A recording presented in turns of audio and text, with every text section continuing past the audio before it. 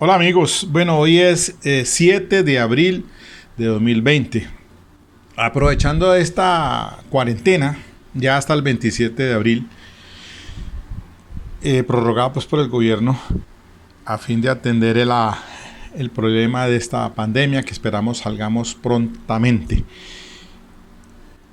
El Colegio de Abogados Penalistas de Colombia, con sede en Bogotá, ha venido programando sistemáticamente unas conferencias virtuales por su canal de YouTube también, 10 de la mañana, 4 de la tarde. El día 3 de abril fue el turno para un jurista español quien habló del tema de los interrogatorios y contrainterrogatorios. Me refiero al abogado y jurista Óscar Fernández León, conocido pues seguramente por el colegio a través del Colegio también de Abogados de Sevilla. Una interesante exposición que hizo allí, que seguramente habrá que volverla otra vez a socializar, pues es un tema que ocupa la atención. La conferencia de esta mañana fue a cargo del doctor Iván Cancino. El tema, principio de igualdad de armas, una gran mentira. Bueno, yo tengo que reconocer que fue realmente una exposición que hizo puntual, sin tapujos, para indicar que realmente estamos descompensados. Hablo de la bancada de la defensa frente a las instituciones, en este caso ente acusador, la judicatura, y que cómo inciden realmente frente a ese principio de igualdad de armas asuntos como por ejemplo los siguientes, decía en su intervención: el tema de que los jueces de conocimiento en los juicios orales se extralimitan preguntando, no como indica la norma de la ley 906, puntualmente para haciendo preguntas complementarias o aclaratorias, sino preguntas, pero más bien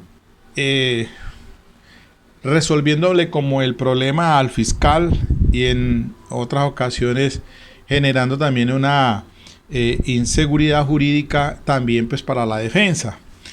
Entonces eso me llama a mí pues realmente la atención, porque en otros espacios por allá en el 2016 en este mismo canal, habiendo atendido un caso de delito sexual a un ciudadano cuyas iniciales son DTN, atendido en la jurisdicción de Buga, me ocurrió precisamente pues esta situación que dice el doctor Iván Cancino, y donde la judicatura de la CUO se extralimitó con preguntas que más eran más de ser complementarias, eran ayudándole a la fiscalía.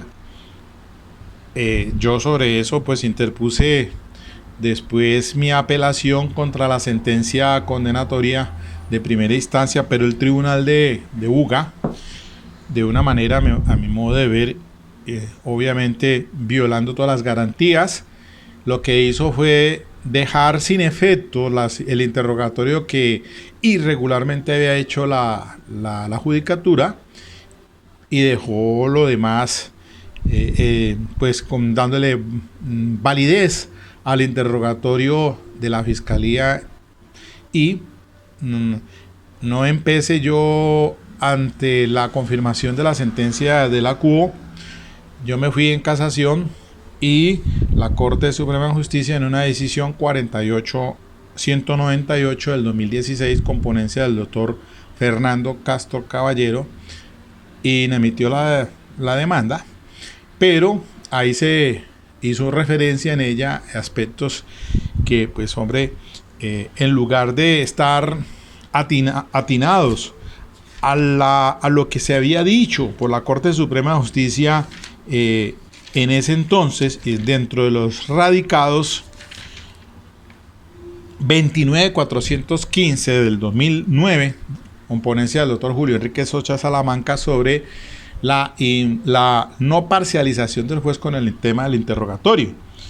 Los radicados 36352 del 2012, José Leonidas Bustos, 39257 del 2013, Eugenio Fernández Carlier, y 38021 del 2014 de Luis Guillermo Salazar, como la sentencia C-144 del 2010 frente a esa situación del Ministerio Público. Pero hoy por hoy, y es una problemática que sigue y se estaba comentando por el doctor Iván Cancino como una observación a esa irregularidad de que los jueces, pues en lugar de estar al margen de lo que le corresponde a las partes, y también se dijo esta mañana por el tema del Ministerio Público, una figura como interviniente especial allí que no tiene razón de ser, que no tiene lugar, porque realmente la función del sistema de tendencia acusatoria es entre partes, fiscalía y acusado. Pero se ha criticado esa figura del Ministerio Público, que muchas veces también están en un contubernio con el fiscal y la misma judicatura. Y así se expuso varias inquietudes por el doctor Iván Cancino, en el tema de que muy ciertamente cómo hacer frente a esas intervenciones de investigación cuando no hay imparcialidad. El que siempre estén fiscales, jueces, y después de que se toman el tinto, después de que almuerzan, vuelven otra vez a la sala a resolver un problema en donde pues obviamente se ve que sinceramente pues están esparcializados. Entonces toda esa problemática se indicó esta mañana, además de otros asuntos allí muy puntuales que me parecieron pues también importantes frente al tema de la indagación, de la investigación ya después de formulada la imputación y pues cómo no frente a esa situación en la que se pone en desventaja a la misma defensa. Hay que reconocerlo y decirlo, pues que todo el aparato de investigación prácticamente está a merced al fiscal. La defensa, cuando uno asume una defensa, y por eso entonces si es de confianza, pues obviamente eso tiene una implicación de costos que a veces pues no está al alcance de todo el mundo. Pero, y a razón de ello entonces es que se dio entrada en vigencia pues a la figura de la Defensoría Pública, pues obviamente para resolver el tema pues en cuestiones de las primeras audiencias, cuando se va para legalización de captura, imputación y medida de internamiento. Y de cómo ahí viene entonces el tema de la descompensación en que entró la Defensoría Pública en estos momentos, porque yo lo fui y viví en carne propia esto en Armenia durante un mes que estuve allá, en la que pues realmente la defensa pública no cumple porque no tiene las condiciones para hacerlo, debido a que mire usted en el tema de que como yo que entré con 200 y pico de procesos, venía una carga laboral de otros defensores que han renunciado, y yo llegué fue al otro día a entrar a audiencia preparatoria y al otro día juicios orales, y entonces eso es completamente imposible como defensor, y obviamente que no va en contra de la ética el que entre uno a una preparatoria sin tener un conocimiento del proceso y menos haber hablado con el procesado y qué pruebas son las que va usted a presentar allí. Todavía más irresponsable si entramos a un juicio oral en donde pues obviamente no conocemos o no se conocía, o yo en mis condiciones como las recibí, pues escasamente tuve tiempo fue para ir a las audiencias a aplazarlas, y allí entonces el que algunos jueces no entendieron esa situación, empezaron a compulsarme copias porque por inasistencia, cuando ni el mismo sistema ya estaba de tal forma organizado para que no se cruzaran las audiencias. Y la cantidad de detenidos que se hay, eso es obviamente que se ya raya en lo inhumano, y yo por eso, pues por mis compañeros saco la cara y digo, en la situación, y más ahora, miren, en lo que están atravesando, porque en estos momentos, si antes de este problema estaban en esa situación, la judicatura, ahora mire usted cómo estará entonces, y más si no se le ha dado solución al problema de la población carcelaria vulnerable por lo del COVID-19, que es un problema, una bomba de tiempo, y más que tiene que entrarse a resolver todavía ese asunto del hacinamiento, que me parece a mí completamente ya una situación que se les salió de las manos al mismo Estado. Por eso de pronto, incluso ahorita estaba escuchando la conferencia de una doctora Laura. El tema es de la medida de aseguramiento en el asunto de la figura del artículo 310, el peligro para la misma sociedad.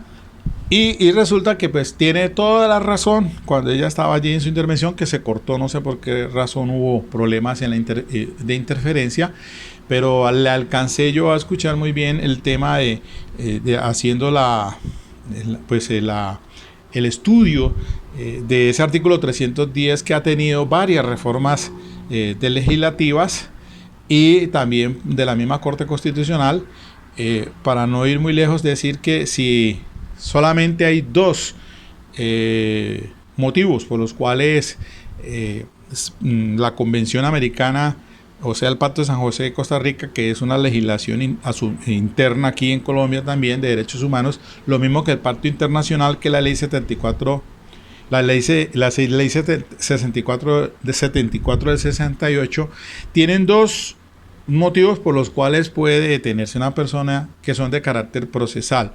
Uno, la comparecencia al proceso y una eventual sentencia, y el tema de que no vaya a obstruir una investigación. Esos son los dos fines procesales como tal, no los que están ahí, y que ese artículo 310 hoy por hoy, con todos esos numerales que tiene, los jueces de garantía imponen medidas de aseguramiento, de detención intramural, bajo ese prurito allí del artículo 310, y en esas condiciones. Si tiene una medida de detención en el momento, si ha tenido una condena anteriormente, o dentro de los 5 años, temas que deben de ser tratados por el juez de conocimiento al momento de dictar sentencia, cuando se haya vencido en juicio. Porque tiene que el artículo, el 310, los otros numerales, como los indica allí, y los jueces entonces, pues el fiscal pide que se detenga por esa situación.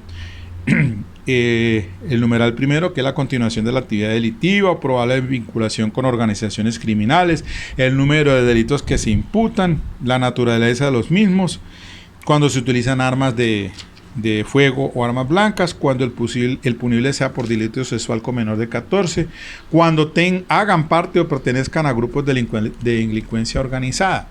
Entonces ese es un asunto allí que pues obviamente sí dijo la conferencista, que este artículo 310, la última reforma fue o la intervención de la Corte Constitucional allí fue con la sentencia C-469 del 31 de agosto del 2016, mediante la cual se declaró exequible una expresión allí. Pero hay incluso en las anteriores sentencias de la Corte Constitucional, la C-1198 del 2008, del Nilson Pinilla, y la C-121 del 2012 también tocaron el tema, sobre todo en la situación del número de delitos que se le imputan y la naturaleza de los mismos. Pero todo para indicarles que eso no debería ser motivo para detenerse a una persona, sino las de carácter procesal como está. Si miramos el sistema del modelo americano, siempre que hay la detención de una persona por un delito, lo primero que le piden es si tiene para la fianza o no la fianza. Eso es todo.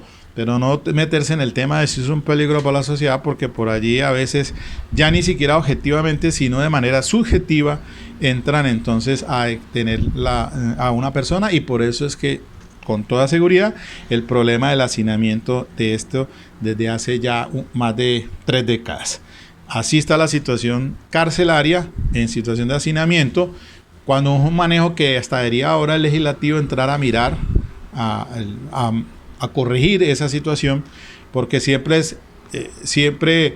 mire ustedes, ahora que para poder sustituir por una domiciliaria, entra ahí el 68A y el 314 del procesal con un catálogo de delitos, y entonces encuentra usted el freno de la persona para que no vaya a sustituirse domiciliariamente. Entonces, todo eso.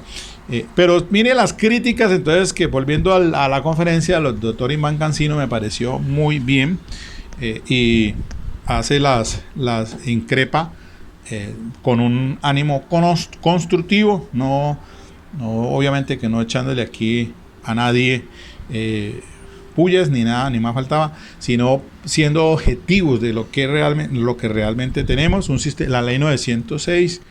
En esas circunstancias, pues fíjense ustedes que antes de todo lo que es de carácter de indagación y de investigación, tiene toda esa clase de problemas.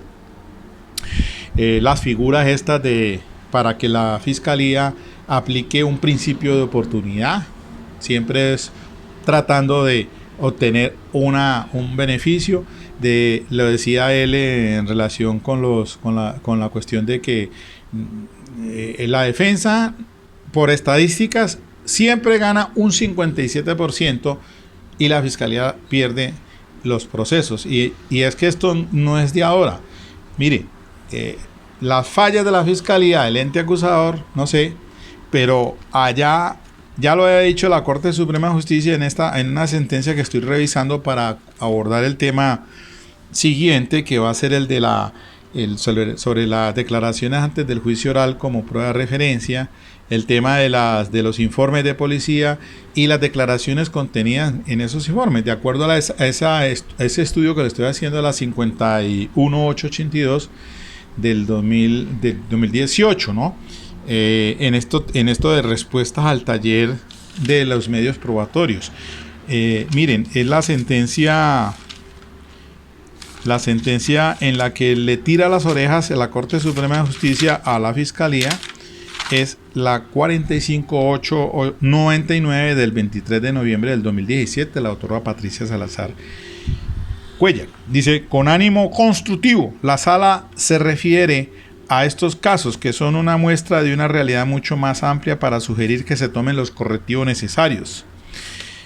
Toda vez que, como dice la sala de la Corte Suprema, ha venido observando con preocupación los frecuentes errores en que incurre la Fiscalía en la preparación, presentación o demostración de los casos, que pone a consideración de la Judicatura. Repetidamente las acusaciones no incluyen las hipótesis fácticas en los términos establecidos del 337 de la ley 906. Ahí corto nomás, pero lo que está diciendo la Corte Suprema de Justicia, señores fiscales, hay que corregir esos errores, pero no a costa de las garantías de los procesados. Eso es lo que está diciendo el doctor Iván Cancino. No podemos soslayar el debido proceso y las garantías procesales y los derechos fundamentales de los ciudadanos, porque no están por encima dentro de una investigación penal. Ahí es donde tenemos que hacer nosotros, dar la pelea como abogados defensores. Y hasta la Defensoría Pública también salió aquí a reslucir por el doctor Iván Cancino cuando hablaba de esta situación donde hay defensores públicos para el programa de 906. Hay defensores públicos para el programa de víctimas. Entonces vamos a los estrados judiciales y con quien vengo conversando que mi amigo allá va a ser mi contienda. Entonces a eso es que nos referimos y pasa también, debería ser situación muy independiente, porque pues esos roles, y pienso yo que uno debe tener su rol como defensor, el rol del fiscal, el rol del juez de conocimiento, y que miren cómo por lo menos con los jueces, decía el doctor Cancino con el tema de los jueces de control de garantías, que eso sí, pues tienen la muy clara y se le declara muchas veces ilegal la captura, porque como decía él, mire, decía el doctor Cancino, para el tema de la injerencia razonable ante los jueces de control de garantías. ¿Quién ha dicho que no permite un minijuicio allí? Sí, allí hay que atacar y hay una controversia probatoria en el tema de la injerencia razonable. Y estamos hablando todo para la cuestión de la medida de aseguramiento. Entonces, eso es allí, pero como le dice muchas veces la judicatura, le dice, vea, señor abogado, aquí usted no me venga, que esto no estamos ante un juicio. No, señor, debe de permitirse eso. Decía el tema de las 36 horas, por ejemplo, me pareció, hombre, muy importante eso. Aquí debe devolverse, ¿verdad? Como estaba en la 906 al principio, porque yo en el 2006 ingresé a la Defensoría Pública, que a los 6 meses tiré la toalla, como en esta ocasión ahora. Claro que yo venía ya hace 5 años venía vinculado con la Defensoría Pública en el programa de infancia y adolescencia, porque concursé para 906, pero me nombraron en infancia y adolescencia, ahí me quedé yo 5 años, hasta ahora el 31 de mayo del año pasado, por el tema del concurso, y apliqué, pero por cuestiones de la lista me mandaron fue para Armenia, pero yo dije, no, pues aquí yo no pude seguir allí un mes, no me iba a desgastar, porque físicamente era imposible. Entonces, vuelve otra vez al tema de la Defensoría Pública. Es que es tremendamente difícil en estas circunstancias ahora dar porque llegan, por ejemplo, a la judicatura, decía él, antes de abordar el tema de las 36 horas y seguir con eso, le dicen, como no está el defensor de confianza porque renunció, entonces venga usted, defensor público aquí, entonces venga, y usted lo nombran allí. No, hombre, ¿cómo así? ¿Cómo así? Entonces yo voy a no, eso no es posible, y un defensor público no debe permitir una situación de esas. Porque, pues no, para eso está, si está ese defensor de confianza, pues tiene darle prioridad a ese defensor de confianza. Las 36 horas, claro, es que, mire, por eso es que debería volverse al sistema, para no perder el hilo de las cosas, volver a como estaba antes. Cuando yo comencé en la 906 aquí en Cali, yo estuve 6 meses, pero como nadie sabía de esto nada. Esto era un caos completamente, porque cada juez tenía su código, nadie sabía absolutamente de esto. Paja el que diga que sabía de esto, porque así hubiese ido por allá a Gringolandia a recibir cursos de capacitación. Poco. Entramos a las audiencias, esas audiencias ante jueces de garantía nos demorábamos hasta 4 horas, porque como que era al que más resistiera ahí, pero no, y como no había jurisprudencia todavía para el 2000, cuando esto empezó, recordemos que la ley 906 del 2004 comenzó por región, Bogotá, el eje cafetero, después Cali, etcétera, y ya empezó en el 2005 la Corte Constitucional fuertemente a meter la mano en el tema del sistema penal acusatorio. Y lo mismo que los jueces empezaron ya tímidamente allí a salir la primera jurisprudencia en 2006, 2007. Hoy por hoy por lo menos tenemos un banco de datos importantísimo, sobre todo en esto de reglas probatorias ahora, como lo estoy viendo yo y examinando aquí, que es muy complejo. Nosotros pensamos que esta vaina es muy diferente hace 14 años, cuando estuve yo en la 906, ahora. Sin embargo, mire, volví a esa defensoría, pero así no se puede trabajar.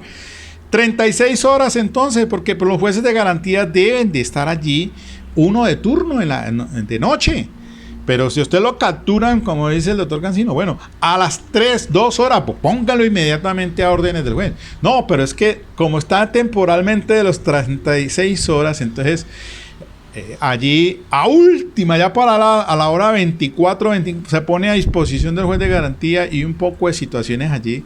Y eso no debe ser así, de esa manera. Yo pienso que eso es completamente irregular. La libertad de una persona, se le capturó a la policía, póngalo a disposición del fiscal, el fiscal pida ante el juez de garantía inmediatamente para que se resuelva situación dentro de esas 36 horas. El control de legalidad que tiene que dársele a toda persona, pero no. Traer, como dice el doctor Cancino, traer a otra persona por allá del Caquetá, como me pasó aquí hace 2 años en diciembre, en un caso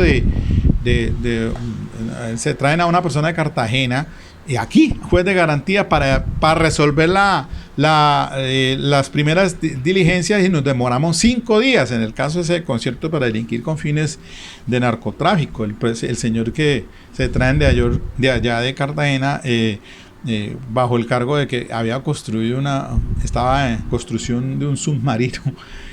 Y entonces, esa situación, mire, de traerse una persona para el trauma que causa. Entonces, esas son las fallas todavía de este sistema. No hemos podido, y por eso es que huelga muy importantísimo, me pareció a mí la intervención del doctor Iván. Y estas conferencias que se están dando, espectacular, porque estamos en cuarentena y bueno, hay que aprovechar, me pareció estupendo, fabuloso. Mañana hay otra a las 10, por la tarde a las 4 y así sucesivamente. Ustedes pueden entrar Colegio Colegio de Abogados Penalistas de Colombia, YouTube, y ahí aparece, ¡pum! Está en stand-by, lista para la conferencia de mañana. Lástima con la doctora Laura, se cortó ahí, pero de pronto pues queda el registro, no sé si después se puede ver completa la conferencia, y bueno, ahí está, mis queridos amigos. Me parece supremamente importante estas conferencias, porque uno todos los días en materia penal va aprendiendo más. Y para cerrar, pues yo digo, mire, el tema con el conferencista sobre el tema de interrogatorios y contrainterrogatorios. ¿Qué importancia tiene eso? Tremenda, al doctor Oscar Fernández León. Yo creo que después tendrá uno que volver a tocar el tema puntualmente. Pues ya uno en las reglas las conoce más o menos, le dicen pues las técnicas del interrogatorio y del contrainterrogatorio. Pero me llamó algo poderosamente la atención porque estaba viendo un documental aquí ahora en este espacio de tiempo que tengo yo, El arte de la guerra, de un general chino, si mal no estoy, que sacó las reglas del arte de la guerra. Se llamaba Su Tzu. Hombre, de todas las reglas que por ahí las revisé, hay una que me pareció importante y se está aplicando hoy en día. Mire, esto viene también para nosotros aquí. Y como decía, cuando el conferencista decía, una regla importante es conocer a la contraparte. Hay que conocer al fiscal, hay que conocer al juez, hay que ir, cuando usted tenga un juicio oral, váyase allá a ese juez que le corresponderá a esa audiencia suya para que lo conozca, cómo trabaja él ahí en su sala. ¿Cuáles son los criterios? Preguntar, hombre, ese juez cuánta experiencia tiene, ese señor cómo trabaja. El fiscal, conocer el fiscal también, qué experiencia tiene, cómo trabaja ese fiscal. Y todo eso tiene una razón de ser, claro, importantísima. Una de las reglas en el arte de la guerra es, mire lo que dice, lo que pude copiar por acá. Si conoces al enemigo y te conoces a ti mismo, no temas el resultado de 100 batallas. Si te conoces a ti mismo, pero no conoces al enemigo, por cada batalla ganada perderás otra. Si no conoces al enemigo ni a ti mismo, perderás toda batalla. Bueno, yo no aquí estoy diciendo que vas a ir a pelear allá con el juez ni con el fiscal, pero sí conoce a tu contraparte. ¿Cuál es su criterio? ¿Cuál es su pensamiento? ¿Cómo, en qué partes es fuerte? ¿En qué partes es débil? Esa es una de las reglas para el tema del interrogatorio y el contrainterrogatorio, que de antemano pues podría estar indicándola aquí para futuras, para que examinemos después entonces con más tiempo. Pues hasta aquí nomás. Quedo entonces, estoy todavía revisando varias sentencias de la Corte. Esa 51882 del 7 de marzo del 2018 de la autora Patricia Salazar Cuellar es una sentencia, como digo yo, matriz, al igual que la 46153 del 2015 de ella misma, porque los temas que trabajan en esa secuencia, el año 2015, 16, 17, 18 y en la actualidad, sobre el tema de las reglas probatorias. Mire, allí encuentra usted por decir, 3 sentencias nomás en materia de reglas probatorias que se las recomiendo, porque ahí hay un contenido importantísimo dentro de esas. Por ejemplo, aquí en la 51882 hay casi 25 sentencias que se refieren a diversos tópicos, como el que estoy estudiando, para poder hablar la próxima sesión, darle las respuestas a alguna de esas preguntas que hice allí. Entonces, hay otra sentencia, les digo yo, hay otra sentencia, esa no es la doctora Patricia Salazar, pero sí es del doctor Eugenio Fernández Carlier, radicado 42656 del 2017. Y vamos a ver aquí pues un tema interesante como es el de la declaraciones antes del juicio oral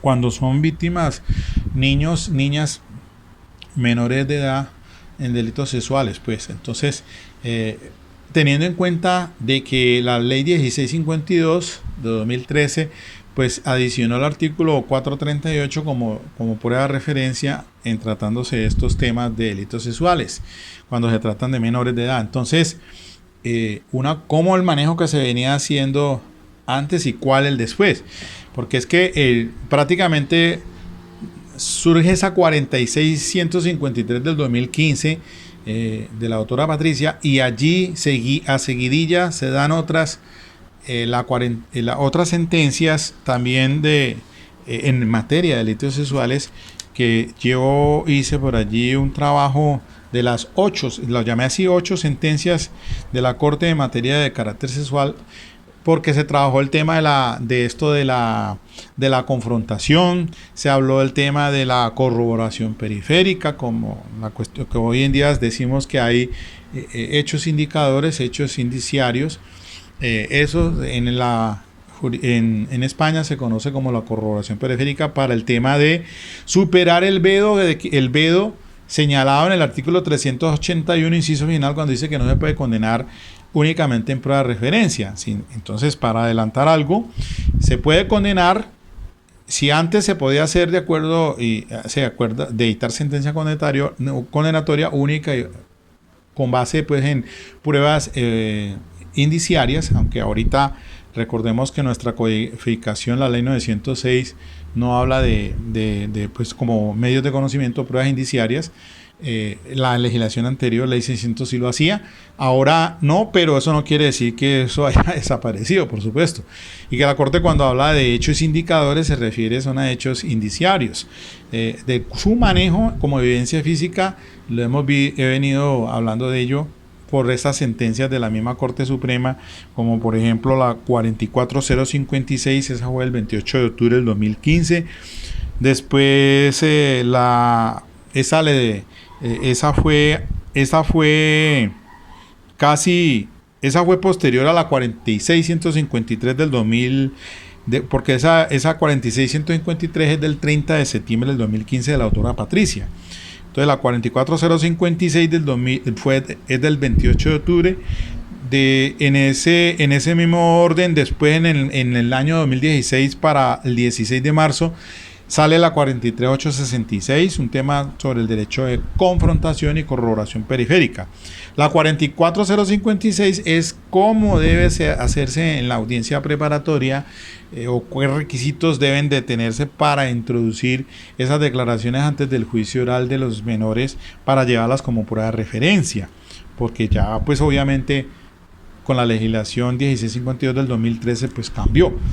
Después, en la otra sentencia importante, la 43916 del 31 de agosto del 2016, la 44950 del 25 de enero del 2017, 44, esta 40 y, la 44950, pues hablo de delitos sexuales, ¿no? La 42656 que acabé de decir, esa es del 30 de enero del 2017.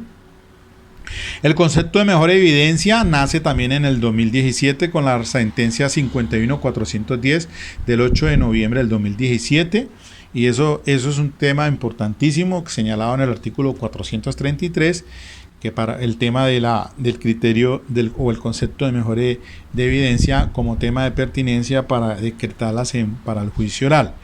Entonces miren ustedes lo importante entonces de revisar muy detenidamente estas providencias, porque hoy por hoy pues tenemos que tenerla muy clara en materia de reglas probatorias para entrar a la audiencia preparatoria y darle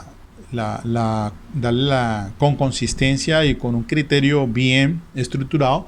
Por eso es que yo digo, mire, no entremos a una audiencia preparatoria sin irnos con una herramienta o con unos insumos de lo que vamos a llevar a un juicio oral, porque es preferiblemente plantear dentro de una teoría del caso para poderla que por lo menos entre a juicio oral y podamos tener pues llevar a un éxito en el caso que se nos ha puesto en conocimiento o nos han dado la confianza para ese caso. Entonces no llegar a una preparatoria y menos a un juicio oral si no estamos con ética debidamente preparados para ello. Eso es fundamental. Entonces todo esto lo tenemos que saber, prepararnos muy bien. Y miren ustedes, pues por estos juristas, estos nuestros compañeros, este colegio de abogados penalistas, con esas personas tan idóneas, competentes, profesionales. El doctor Iván Cancino, pues al menos tuvo a su papá, el doctor Antonio, un jurista brillante, como los ha habido en este país. Hay muchos, pero brillantes y personas que, pues, obviamente son de interés. Mire, y para terminar, pues me recordé de lo que la crítica es, porque muchas veces lo de la dogmática penal, hay que tenerla tan clara, hombre. Mire, que uno entra a una audiencia de imputación de cargos y uno debe tenerla clara, de tipicidad, antijuricidad, culpabilidad, todo eso en dogmática penal, conocerla muy bien, porque si usted conoce muy bien, no le meten los dedos en la boca. Usted sabe qué hechos jurídicamente relevantes o hechos fácticos se encajan en el tipo penal, y si no la tienes clara, ni diferencias, como decía él, en dogmática penal, entre el dolo eventual con la culpa, la diferencia con la culpa con representación.